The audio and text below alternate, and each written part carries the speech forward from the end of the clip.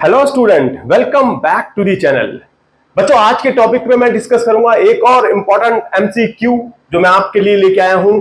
Depreciation के chapter में करा रहा हूं, तो आज हम इसको भी अटेम्प्ट करेंगे। मैं ऑलरेडी आपको 4 एग्जाम्पल 1 से 4 तक MCQ multiple choice questions already आपको करा चुका हूं। तो आज मैं आपके लिए 5th लेके आया हूं, तो इसको करेंगे और समझेंगे डेप्रिसिएशन के अंदर कितनी गहराई है और डेप्रिसिएशन के कंसेप्ट को और अच्छे से समझेंगे।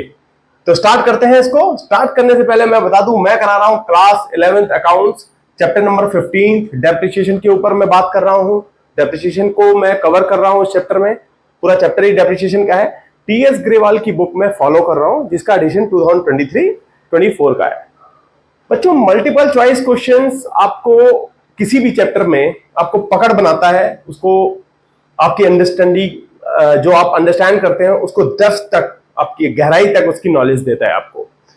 तो मेरा पर्पस भी यही है कि एमसीक्यू मल्टीपल चॉइस क्वेश्चंस के जरिए आप इसको अच्छे से पकड़ बनाएं, और इस पे अगर ग्रिप रहेगी तो आगे आने वाले जो क्वेश्चंस हो गए किसी भी तरह का, आप उसको बहुत अच्छे से अटेम्प्ट कर पाएंगे, और एग्जाम में अगर आ गया तो बहुत इजीली से आप उसको समझ सकते हैं और कहीं कंफ्यूजन नहीं होगी।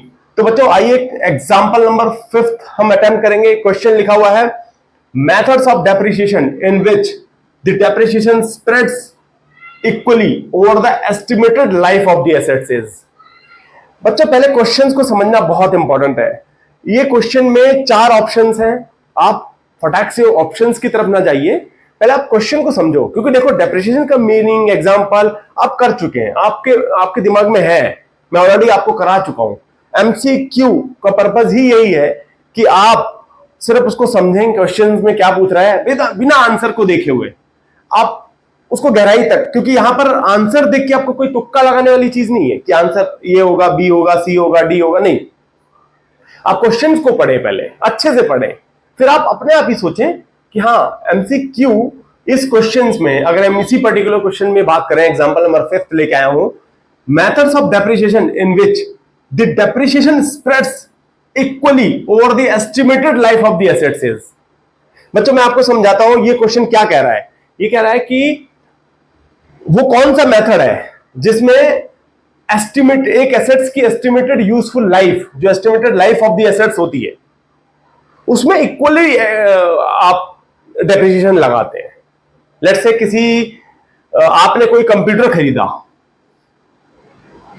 ये आपका फिक्स एसेट्स है। आपने कंप्यूटर खरीदा कितने का? ₹1,00,000 का। लेट्स से आपको यह भी पता है कि यह है purchased value,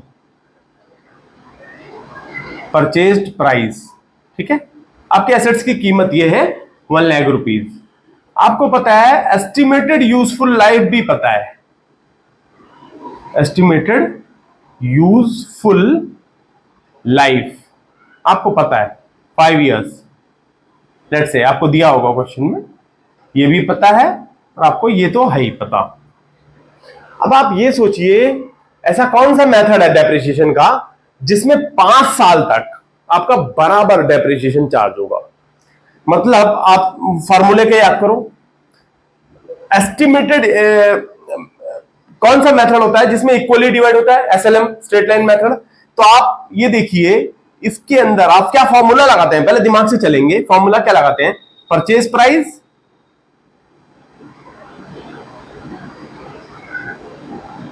minus residual value, आपको याद होगा। यहां पर रेजिडुअल वैल्यू नहीं दी हुई है, कोई बात नहीं, डिवाइड बाय यूजफुल लाइफ। अब आप क्या लिखेंगे? 1,00,000 डिवाइड बाय 5, क्योंकि रेजिडुअल वैल्यू तो है नहीं, तो आप कितना लिखेंगे? 20,000 रुपए आपका डेप्रिसिएशन आ जाएगा। डेप्रिसिएशन इज इक्वल टू आपका 25,000 पर ईयर। हर साल आप 5 साल तक एक ही लगाएंगे। किस मेथड में लगा रहे हैं आप? एसएलएम, जिसको बोलते हैं स्ट्रेट लाइन मेथड। अब आइए आप ऑप्शंस पे। बच्चों देखो, ये तो समझ में आ गया, आपको पता है, आपको कंसेप्चुअल आपको समझ में आता है कि एसएलएम स्ट्रेट लाइन मेथड ही एक ऐसा है जिसमें एसेट्स की जो यूजफुल लाइफ है उसमें सेम डेप्रिसिएशन की वैल्यू रहती है, सेम बिल्कुल, क्योंकि इस फॉर्मूले से चलते हैं ना एसएलएम में। आपको सिंपल टर्म यूज करना है, स्ट्रेट लाइन मेथड। अब आप देखिए, पहला है स्ट्रेट लाइन मेथड, ऑप्शंस बिल्कुल आपके सामने है, इसी मेथड में इक्वली स्प्रेड करते हैं तो ये आपका करेक्ट आंसर है। फिर भी आप दूसरा तीसरा पढ़ें। रिड्यूसिंग बैलेंस मेथड, ये तो नहीं हो सकता। रिड्यूसिंग बैलेंस मेथड में क्या होता है कि एक साल के बाद जो आपने मेथड डेप्रिसिएशन लगाया उसमें आप एसेट्स की वैल्यू में से वो माइनस करते हैं, तो एसेट्स की जो नेट वैल्यू बची उसके ऊपर डेप्रिसिएशन चार्ज करेंगे नेक्स्ट ईयर। तो घटता रहता है, रिड्यूसिंग बैलेंस मेथड हमेशा घटता रहता है, एक जैसा डेप्रिसिएशन की वैल्यू नहीं रहती है। ऐसे ही रिटर्न डाउन वैल्यू मेथड, हालांकि ये दोनों सेम है, reducing balance method, return down value method same होते हैं, तो नन ऑफ दिस, इसका तो सवाल ही नहीं होता, तो ये भी गलत, तीनों ये गलत है। तो answer is straight line method. और वो क्यों? क्योंकि एसएलएम मेथड ही एक ऐसा मेथड है जिसमें डेप्रिसिएशन की वैल्यू इक्वली उसके यूजफुल लाइफ तक साल दर साल सेम वैल्यू रहती है। तो बच्चों, मैं उम्मीद ये करता हूं कि मेरा पर्पस भी यही था कि आपको एनएमसीक्यू के जरिए मैं डेप्रिसिएशन की गहराई तक आपको लेके जाऊं। तो इस तरह से आपको अगर ये अच्छा लगता है, समझ में आता है, पकड़ में आता है, तो please like, share and subscribe. Thank you, thanks for watching.